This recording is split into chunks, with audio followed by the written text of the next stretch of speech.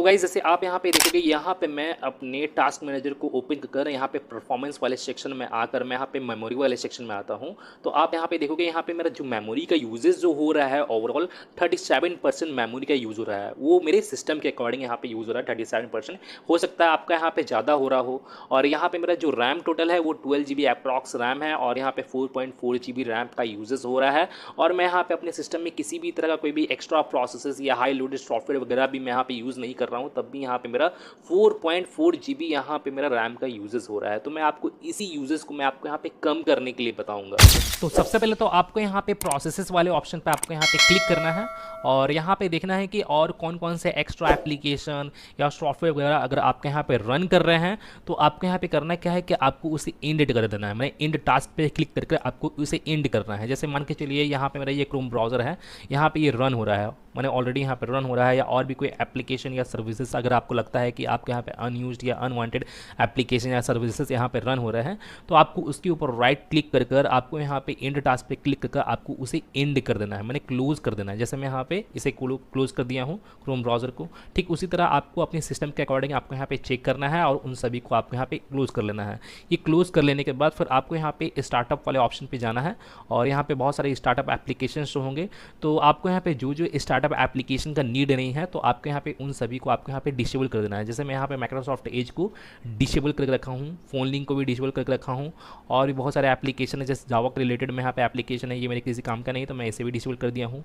यहाँ पे लॉन्चर है तो ये अभी फिलहाल इनेबल है तो मैं इसे भी डिसेबल कर देता हूँ। डिसेबल कैसे करना है, आपको इसके ऊपर राइट क्लिक करके आपको यहाँ पे इसे डिसेबल कर देना है। और भी जो जो एप्लीकेशन आपके अकॉर्डिंग अगर आपको यहाँ पे लगता है जैसे स्काइप हो गया और भी कुछ कुछ एप्लीकेशन हो गया तो आप यहाँ पे डिसेबल कर सकते हो। और जैसे मैं आपको बता दूँ कि अगर बाय द वे आपको यहाँ पे रियल टेक एचडी ऑडियो के रिलेटेड अगर आपको यहाँ पे मैंने आपको एप्लीकेशन शो होता है या आपको एचपी के रिलेटेड या इंटेल के रिलेटेड या एएमडी के रिलेटेड या एनवीडिया के रिलेटेड अगर आपको यहाँ पे शो होता है तो मैं आपको बोलूँगा कि उन जैसे सर्विसेज को, उन जैसे स्टार्टअप एप्लीकेशन को आपको यहाँ पे डिसेबल नहीं करना है। जो स्टार्टअप एप्लीकेशन आपके किसी काम में नहीं आ रहे हैं आपके अकॉर्डिंग, आपके सिस्टम के अकॉर्डिंग, तो आप वहाँ पे चेक करके उन सभी को एक एक करके आप यहाँ पे डिसेबल कर दीजिएगा जैसे मैं आपको यहाँ पे बताया हूँ। डिसेबल करने के बाद फिर आपको इसे स्टार्ट मेन्यू पे जाना है और आपको यहाँ पे टाइप करना है रजिस्ट्री एडिटर को आपको यहाँ पे रन एज एडमिनिस्ट्रेटर की हेल्प से ओपन करना है।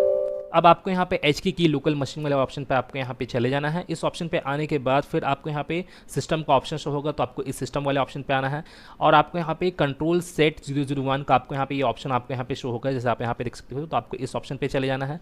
इस ऑप्शन पे आने के बाद फिर आपको यहाँ पे सर्विस वाले ऑप्शन पे चले जाना है और इस सर्विस वाले ऑप्शन पे आने के बाद फिर आपको रैंडमली किसी भी एक फोल्डर को आपको यहाँ पे सिलेक्ट कर लेना है। जैसे मैं यहाँ पे सिलेक्ट करता हूँ और आपको अपने कीबोर्ड में एन बटन को प्रेस करना है और आपको यहाँ पे NDU के नेम से आपको यहाँ पे फाइंड आउट करना है एक फोल्डर। जैसे मैं यहाँ पे फाइंड आउट किया हूँ तो आपको इस फोल्डर पे चले जाना है और इसके आपको राइट साइड में आना है। राइट साइड में आने के बाद आपको यहाँ पे स्टार्ट का आपको यहाँ पे डिवर्ट फाइल आपको यहाँ पे शो होगा तो आपको इसे मॉडिफाई करना है और यहाँ पे जो वैल्यू है यहाँ पे मेरा यहाँ पे 2 वैल्यू यहाँ पे पुट किया हुआ है।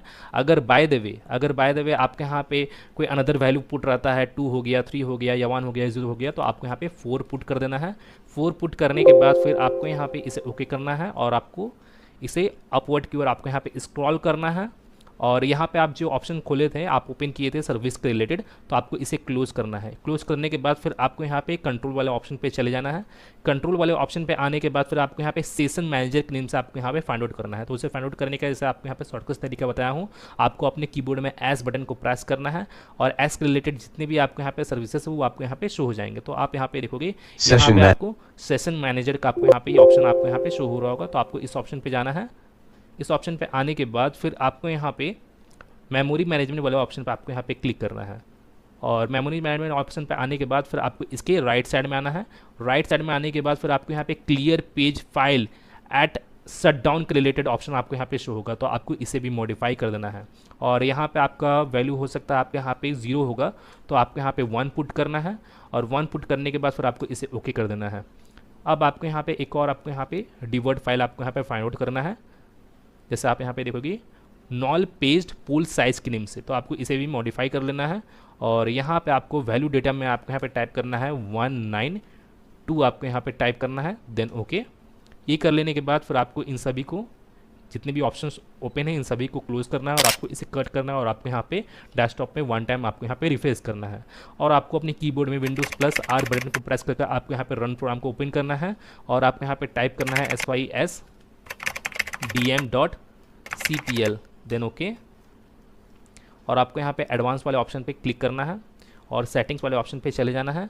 और यहाँ पे हो सकता है आपका यहाँ पे ये फर्स्ट वाला ऑप्शन या सेकंड वाला ऑप्शन आपके यहाँ पे चेक मार्क किया होगा, तो आपको यहाँ पे ये थर्ड वाले ऑप्शन को आपको यहाँ पे चेक मार्क कर लेना है एडजस्ट फॉर बेस्ट परफॉर्मेंस। तो ये ऑप्शंस जो है वो आपके एनिमेशन के रिलेटेड ऑप्शंस हो गए, जो अनवांटेड अनयूज्ड एनिमेशन हो गए उनके रिलेटेड ही ऑप्शन है। तो यहाँ पे कुछ कुछ एनिमेशन जो ऑप्शन है वो इंपॉर्टेंट है, जैसे मैं आपको बता देता हूँ, वो मेरे लिए भी आपके लिए भी इंपॉर्टेंट है।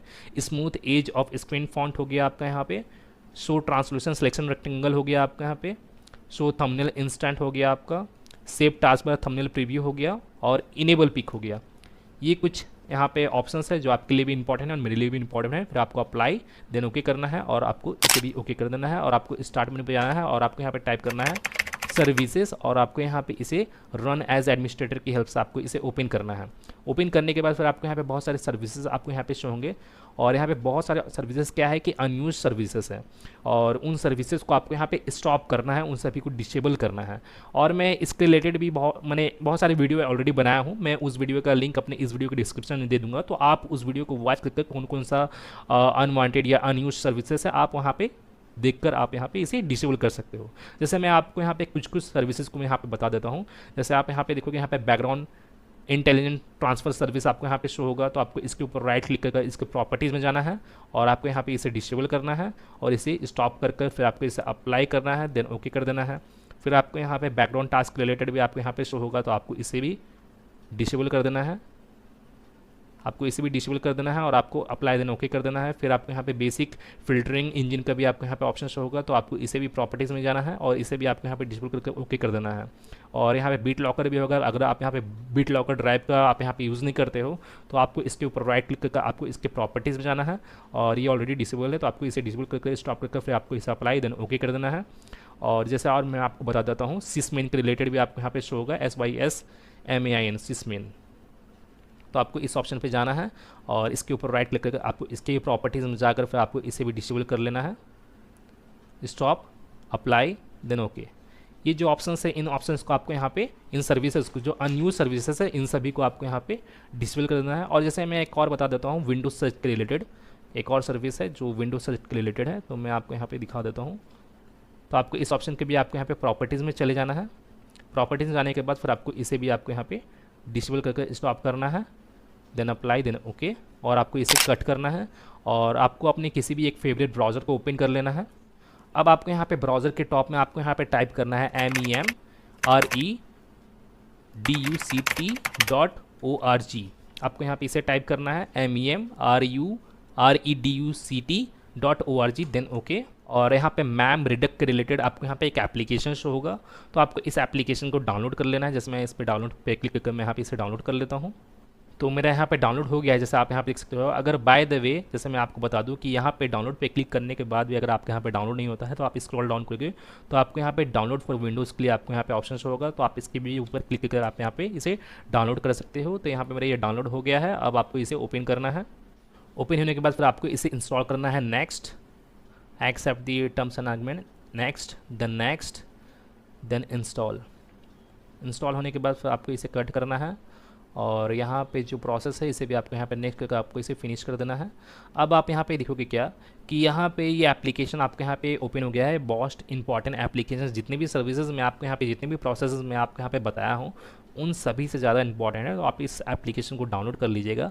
और अब आपको मैं दिखाता हूँ, जैसे आप यहाँ पे टास्क मैनेजर को आप यहाँ पे ओपन करोगे, जैसे मैं यहाँ पे इसे ओपन कर लिया हूँ और मैं यहाँ पे मैम रिडक्ट को भी यहाँ पे राइट साइड कर लिया हूँ। अब आप यहाँ पे देखोगे यहाँ पे जो परफॉर्मेंस का जो ऑप्शन है, यहाँ पे परफॉर्मेंस वाले ऑप्शन पे जाओगे तो यहाँ पे 3.8 GB रैम का यूज़ हो रहा है अभी करेंटली यहाँ पे मेरे, और 32 GB% यहाँ पे जो मेमोरी है यूज़ हो रहा है। तो अब मैं यहाँ पे क्लीन मेमोरी पे यहाँ पे जैसे ही क्लिक करूँगा तो यहाँ पे जो मेरा मेमोरी यूजेस है वो ड्रास्टिकली आपका यहाँ पे चेंज हो जाएगा।